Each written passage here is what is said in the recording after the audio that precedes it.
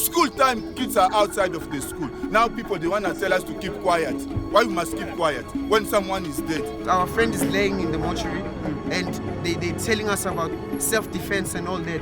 Our friend is dead, it hurts. We're now trending with the bad thing that Forest is now a killing constitution. We murder people inside school, so it doesn't make me feel okay. In June this year, I attended the Forest High School murder trial, a case that drew attention to the astonishingly high levels of violence at South African schools. And this got me thinking, are pupils at our school becoming more violent, or is it just that more incidents are being exposed through the media? I decided to investigate. On June 2nd this year, 18-year-old grade 8 pupil Daniel Bakwela was stabbed to death during a fight at Joburg's Forest High School. His alleged killer was a 20-year-old grade 11 pupil who claimed that he was acting in self-defense. 2 other pupils were injured in the incident and admitted to hospital with stab wounds. It's not clear what led to the stabbing, but according to witnesses, it was part of an ongoing battle between 2 rival gangs. When we got there, he didn't ask, he didn't look. The first thing he did was take out the knife and stab people. So he knew what he was doing. So what's happening here is not right. We want justice for our friend. The murder accused was released on 5,000 Rand bail, to the outrage of the victim's family and community. For me, we got no problem to release the boy. The problem, if they release the boy today in the community, what will happen to the community? What will happen tomorrow to the school? They remove him to Forest High School to take him to Durban. What will happen there? It will be the same thing. He's 19, that is not a child. He can face his consequences. Bakwela's death is just one of the many cases of school violence that have made headlines recently. This year alone, we have been bombarded with cases ranging from cyberbullying and verbal abuse to assault, rape, and murder. Looking for stats, I found a 2012 case study conducted by the Centre for Justice and Crime Prevention on the prevalence of violence in South African schools. The study included 5,939 pupils, 121 principals, and 239 teachers. The figures were frightening. More than a fifth of pupils surveyed said they had experienced violence at school. 12.2% had been threatened with violence by a peer. 6.3% had been assaulted. 4.7% had been sexually assaulted or raped, and 4.5% had been robbed. I compared these results to the study the Centre conducted in 2008. Surprisingly, there were marked increases in some categories, but the overall figures suggested only a slight increase in occurrences of violence. But the report did conclude that although there had been no clear increase in violence, there are still more than 1 million secondary school pupils who have experienced violence at school. While the stats released in 2012 are the latest published figures, Renee McFarlane from Equal Education says that its own study in the Western Cape in 2015 also found that although violence in schools is incredibly high, it hasn't necessarily increased.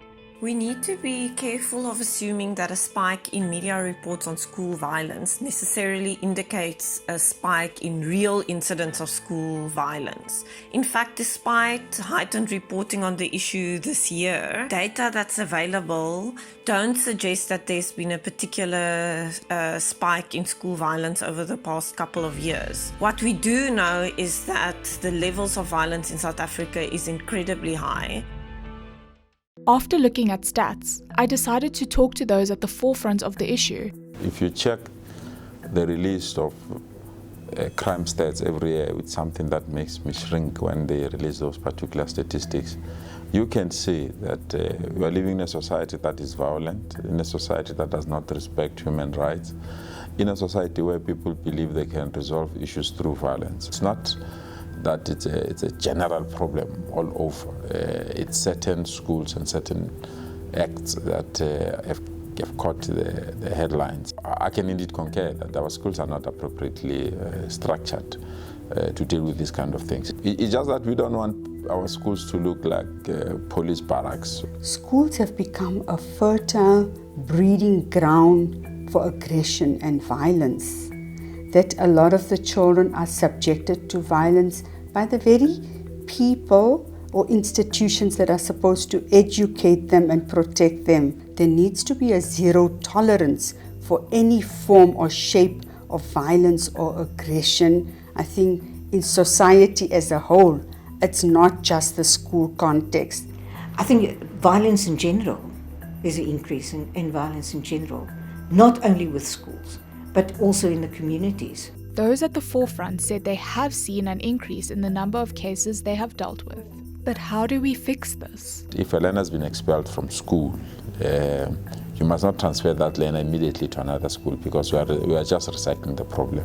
We must introduce a rehab program. We've introduced what we call CCTV face recognition systems. We've introduced alarms. We've also introduced, where possible, biometric security systems where educators will use their biometrics to open either the gates or the doors and other related matters. Self-discipline should be the option where they learn. It's a deeper insight and understanding of behavior, the thoughts, the feelings and the behavior, and how best to respond. And it's also encouraging communication, exchange of dialogue. I think that is where we fall short as a society. Behavior is rooted in learning theory. And if this is what they see every day, what are they supposed to do? Can we blame children for this? While the available data says that the level of school violence isn't rising rapidly, experts on the ground say it is. What is clear, however, is that it certainly isn't getting any better and that there are no easy solutions. But the victims of violence in a place where they should have been protected still bear the physical and psychological scars. How come in a school, how come a child can enter in a school with knives, with guns and what?